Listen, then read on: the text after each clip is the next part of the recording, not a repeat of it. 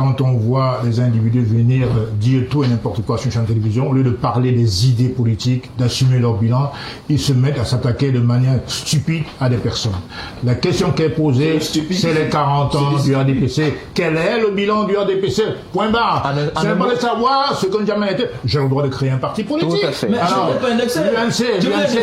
Donc vous êtes complètement... Vous vous sentez indexé dans mes Vous êtes complètement... Oui, je me sens indexé. Ah bon? Puisque vous parlez des gens qui créent... Vous êtes le seul à avoir... Vous êtes complètement hors sujet. Est-ce qu'on vous a posé la question? On vous a posé une question. On va dire... Donc vous ne comprenez même pas. On vous a posé une question. Arrêtez de nier. Vous êtes sur un plateau. Vous êtes sur un plateau. Il y a une thématique. On sera dans l'obligeance d'arrêter. Alors,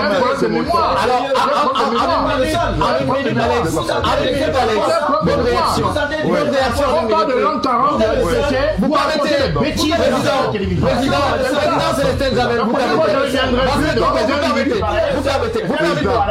Alors, on en vient encore.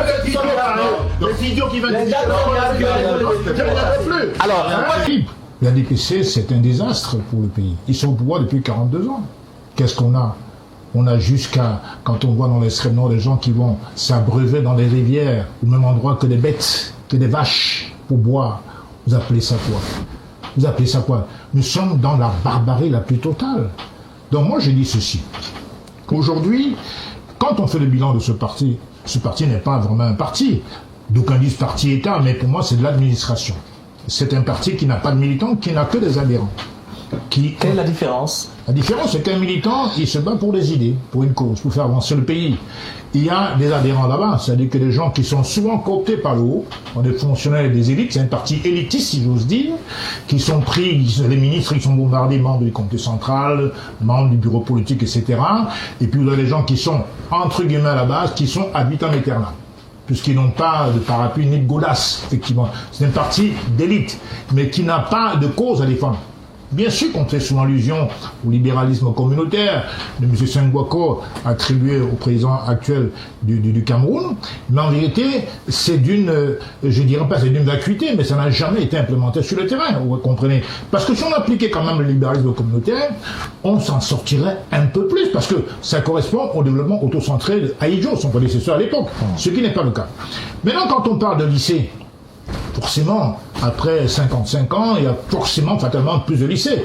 Mais le niveau a horriblement baissé. Quand on voit nos enfants écrire, mais ça a crevé de rage. C'est-à-dire qu'ils ne maîtrisent même pas ni la langue anglaise ni la langue française. Quel est le niveau? Les universités, il y en a peut-être 2 qui sont virtuelles. Elles sont créées sur le papier, mais physiquement, les bâtiments comme en Marois qui n'existent pas. Vous comprenez? Donc c'est extrêmement grave. L'éducation a foutu le camp. Quel est le budget de l'éducation? Peanuts. Quand on sait qu'un pays comme nous devrait plutôt avoir l'ambition de se doter d'une autonomie dans sa politique éducative, je trouve ça quasiment impensable de livrer nos enfants encore des programmes qui sont quasiment inspirés de la France. C'est extrêmement grave. Il y a des gens, des élèves dans notre pays qui connaissent mieux l'histoire française, ou en tout cas américaine et étrangère, que l'histoire camerounaise. Vous allez demander à un enfant quels furent les combattants pour l'indépendance du Cameroun, ils ne pourront pas vous en citer 2 en terminale. C'est extrêmement grave. La dernière fois, j'étais à Princoa, à Yaoundé. J'ai vu les enfants de classe de terminale et je leur demande qui est le Premier ministre. Ils ne savent pas. Qui est le ministre de la Justice? Ils ne savent pas. Ils ne parlent même pas des indépendantistes. Donc, classe de terminale au Cameroun, on parle de quel lycée? Des coquilles vides. On parle de quel lycée? C'est-à-dire qu'aujourd'hui, et je vous épargne même le fait que certains diplômes sont donnés à 7, 8 de moyenne, parfois. C'est extrêmement grave. Donc, nous sommes là aujourd'hui dans un État qui, en fait, nous a fait croire qu'on arrive en démocratie. En fait, Mitterrand a imposé la démocratie dans plusieurs États francophones, africains francophones, en 90. Il a contraint les chefs d'État satellites à proclamer la démocratie. Mais on est resté dans l'esprit du parti unique, en vérité. Le RDPC, c'est un parti unique dans le multipartisme de façade, en vérité. Parce que tous les comportements, les libertés votées en 90, comme il dit, en vérité, la liberté de bavarder, oui, comme sur la télévision. Mais tentez donc de déclarer une manifestation, quand vous êtes un parti d'opposition, c'est 0 pointé. Clair et net, précis, je l'ai vécu moi-même. Voilà la réalité du terrain. Pas venir brosser un décor qui n'existe que de manière virtuelle, de manière fantasmagorique. Ça n'a pas de sens. Donc je dis ceci. Aujourd'hui, si les élections demain sont libres et transparentes, n'est pas sûr que l'opposition, que le RDPC ne serait pas dans l'opposition. Alors, je vous posez la question de s'il y a une condition. Vous estimez que les élections n'ont jamais été transparentes? Tout à l'heure, vous avez évoqué l'élection de 92, où l'opposition a gagné. Mais c'est vous qui le dites. L'opposition a gagné, non, il a dit 88 voix, il a dit 88 voix. 92 voix pour l'opposition et 88 pour le RDPC. Donc pour que le RDPC puisse atteindre la majorité, il a pris quelques partis communautaires, comme l'UNDP, l'UNDP et machin truc, l'UNDP, pour essayer de remplir, n'est-ce pas, le gobelet, la bassine, et puis faire basculer ce genre dans la majorité présidentielle. Sinon, c'est l'opposition qui gouvernait à cette époque-là. Alors évidemment, moi je condamne à perpétuité sur le plan politique M. Belobouba qui a vendu l'opposition en 92, et s'en est suivi évidemment M. Dakolé Dassala, M. Kodor Augustin qui ont des strapontins au gouvernement. Alors voilà. Beaucoup de personnes disent aussi que en créant votre parti, vous étiez peut-être dans cette logique d'avoir vous-même une petite portion de pouvoir ou encore un poste. Je vous parle des faits. C'est ce qu'il se dit. Hein. Non mais il se dit sur quelle base? Moi je dis sur des bases réelles. La NDP, l'UPC de l'époque, l'UNDP ont eu 92 voix.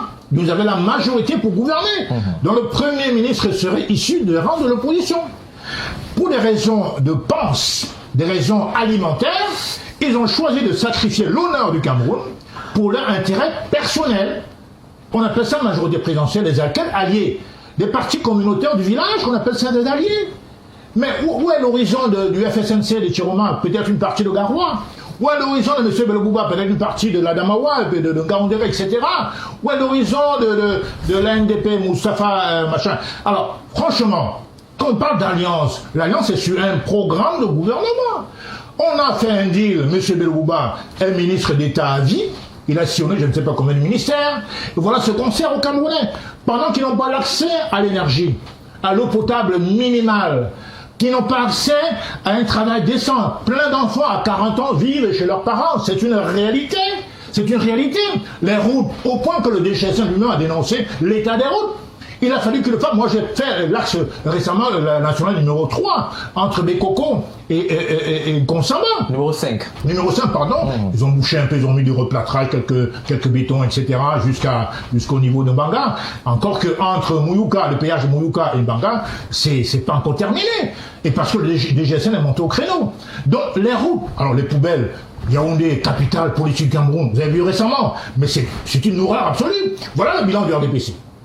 Une ville poubelle, et pire, c'est la capitale politique du Cameroun. Mais est-ce qu'au sein de l'opposition, on ne noircit pas tellement? Parce que non. Vous savez quand même la sortie de ministre qui a dit, mais vous parlez de poubelle, je n'en vois pas, je crois qu'il doit émettre les regrets aujourd'hui, parce que tout le monde voit qu'évidemment, Yaoundé est réellement une ville. Voilà. On revient. Voilà, parce que justement, le ministre. Je n'invente rien. Le ministre avait dit qu'il ne voit pas de poubelle, vous parlez de trous à Yaoundé. Le ministre, il vient un peu dans l'imaginaire. Voilà la réalité. Alors, voilà la réalité. Célestin Djamel, on revient. Ne viennent pas nous raconter des histoires. Voilà le bilan du RDPC. On revient à vous dans un instant. Alex Nguépi, on a vu une célébration en grande pompe et d'ailleurs la thématique elle est fort intéressante. Tenons-nous prêts derrière le président Paul Biya à relever le défi de la victoire nette, transparente et sans bavure du candidat du RDPC à l'élection présidentielle. Est-ce que ça vous fait peur quand même? Fait peur de quoi? Je vous ai dit que le troisième président du Cameroun sera aussi. En quelle année, en quel horizon? Ça peut être en 2025. En 2025. 2025. Et pour nous, Paul Biya est le meilleur adversaire. Est-ce qu'il y a quelques indicateurs qui permettent quand même de voir cette élection? Permettez-moi de poser une question. Oui. Paul Biya est le meilleur adversaire que nous puissions avoir. C'est du pain béni. Parce que je ne vois pas un Camerounais conscient, un Camerounais prendre le bouteille pour le mettre dans l'une. C'est impossible. Si en 3 ans, 4 ans, M. Biya n'a plus rien fait, ce n'est pas après ça qu'il a fait quelque chose. Dans nos belles routes, hein. Son passé, son futur est derrière lui. M. Biya ne vit plus pour quelque chose, il vit intensément. Vous savez, quand à un âge, on peut dormir le matin, on ne se réveille pas, c'est normal, c'est dans l'ordre des choses. Même si ce n'est pas un programme politique, mais c'est normal. Il a depuis 62 que ce monsieur sert au Cameroun. Un moment, aidons-le à se reposer. Il faut qu'elle se reposer. Depuis 62, ça fait 63 ans qui ose faire, qui sert le Cameroun en tant que haut commis de l'État. Haut commis de l'État. Ça fait 63 ans qu'il mange sur le dos du contribuable. Ses petits-enfants sont au chômage. C'est-à-dire qu'il est là, il est toujours en fonction, mais ses petits-fils sont au chômage. Est-ce que c'est normal? À un moment, après, on a lui dit la vérité. On peut encore excuser un président qui a été président de la République et qui a un âge d'être président pour dire que bon, on va essayer. Mais quelqu'un qui a tout fait, qui a tout eu, le Cameroun, là, tout eu du Cameroun, il a été boussé l'État du Cameroun. Il dégage au pouvoir, première chose, il chasse, il retire les bourses. Première chose, c'est un crime économique. Alors, vous parlez tout à l'heure, par exemple, d'aller se reposer. Est-ce qu'on va dire que le SDF a donné quand même des leçons? Parce que chez vous, le président Nidon Fundi, de son vivant, il était encore là lorsqu'il a passé la main à Jospin aussi. Oui, non, mais dès 2018, qu'il n'était plus candidat, il s'est retiré. 2016, qu'il a annoncé. Dès 2016, il a dit, moi, je ne serai plus dans l'histoire là. Et lorsqu'on a le congrès en 2023, un an avant sa mort, quelques mois avant sa mort, il avait dit qu'il ne serait pas. Il laissait sa candidature pour l'émission présidentielle du Cameroun et peut-être du parti. C'est aussi ça. Qu'est-ce qui empêche à M. Poubelle de passer la main? Il a déjà passé la main à lui. Pourquoi est-ce qu'il est égoïste comme ça? Il est égocentrique, il pense qu'à lui, il n'aime pas le peuple camerounais. Voilà les gens qui sont morts. Il n'a même pas répondu un communiqué. Mais quand les gens décèdent en Turquie, il envoie les dons, ils sont les communiqués. Mais comment c'est possible? Voilà 12 soldats qui sont, 12 Canadiens sont décédés là tout récemment. Vous avez communiqué pour le bien? Le ministère de la Défense a communiqué. Non, s'il te plaît. Le ministère de la Défense, c'est un démembrement de la machine gouvernementale. S'il te plaît. Ce n'est pas le chef des armées, le chef des armées, c'est le président. C'est pas plus. Et le ministre de la Défense, comme on sait, n'est pas habitué à ce mois. Il est délégué. Au Cameroun, le peuple public est le ministre de la Défense. Il faut qu'on le dise le Camerounais. Ouais. Ministre délégué. Il est délégué. Et d'ailleurs, voilà le communiqué que nous avons en image, le ministère de la Défense communique. Je dis bien, c'est le ministre délégué. Oui. Le ministre de la Défense est le président public Paul Biya. Il n'a jamais de même ministre de la Défense. Alors, c'est vrai que nous avons exactement 4 minutes avant la fin de l'émission. Oui. On va se les repartir comme suit. Vous avez, parce que vous avez la parole, vous la gardez pour 1 minute. On va sortir. On va sortir. Alors, Basile et Togo, c'est comme, en tout cas, une description qui vient d'être faite, mais comme nous le disions, est-ce qu'on peut se réduire aujourd'hui au sein du Rassemblement démocratique du peuple camerounais, de tous les efforts qui ont été faits? On parle, entre autres, des écoles qui ont été créées pratiquement partout, les universités qui ont été multipliées. On parle entre autres, mais il demeure quand même des problèmes sérieux. La route, ça ne suit pas toujours. Qu'est-ce qui pose problème? Les poubelles, comme c'est le cas actuellement. Non, vous savez, on n'a aucune instruction à retenir, n'est-ce pas, des prostituées politiques, des gens qui sont quittés d'un parti politique à un autre et qui ont finalement ouvert, certains ont ouvert un parti politique, d'autres les attaques sont entrés dans les partis politiques. On les appelle trivialement au quartier les Maboya. Si on reste sur la question, par exemple, ça c'est la nationale numéro 5 que vous pouvez voir pratiquement tous ces nids de poules que l'on a. Parlez de la réalité. J'ai le droit de créer un parti. On a cet état de route qui nous est réduisant. Là, nous sommes pratiquement sur la nationale numéro 5 avec pratiquement ce qu'on pourrait à quelques mètres seulement de nouveau péage. Oui, je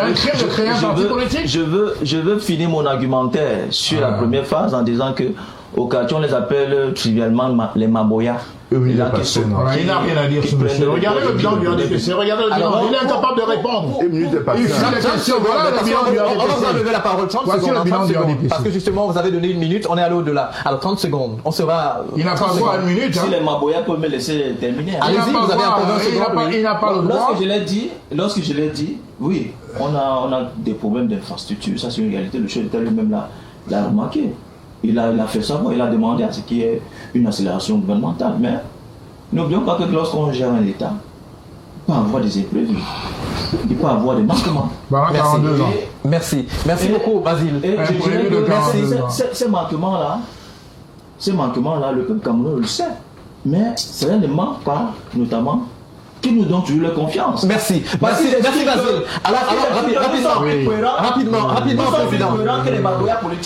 Président, on est en train de sortir. Vous avez justement une minute. Quelle réaction de fin? Je voudrais que les panélistes respectent votre grande chaîne. La Pointe est une grande chaîne. Tout à fait. Quand on voit les individus venir dire tout et n'importe quoi sur une chaîne de télévision, au lieu de parler des idées politiques, d'assumer leur bilan, ils se mettent à s'attaquer de manière stupide à des personnes. La question qui est posée, c'est les 40 ans du RDPC. Quel est le bilan du RDPC? Point barre. C'est pas de savoir ce qu'on n'a jamais été. J'ai le droit de créer un parti politique. Tout à fait. Mais alors, je ne pas indexé.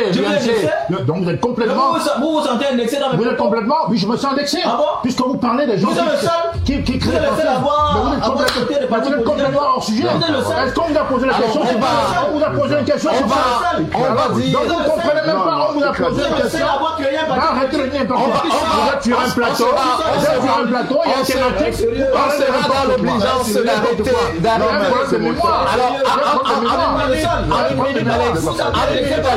bonne réaction. On parle de l'an 40. Vous arrêtez. Président Célestin Javel, vous permettez. Alors, on en vient encore. Les idiots qui viennent de dire, je ne plus. Alors,